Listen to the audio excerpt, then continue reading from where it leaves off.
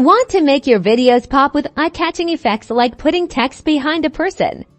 I'm going to show you exactly how to do it in Capcut, step by step. First, import the video clip you want to edit into Capcut. Make sure the person is clearly visible and ideally has good contrast with the background. This will make the background removal process easier.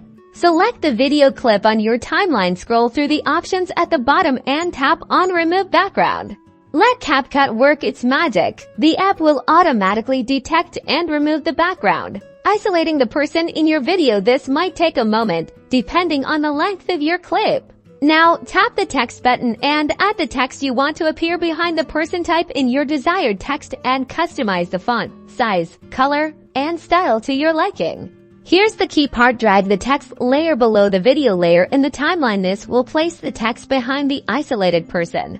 And there you have it. The text is now positioned behind the person, creating a cool and professional effect. You can further refine the position and size of the text to get it exactly where you want it.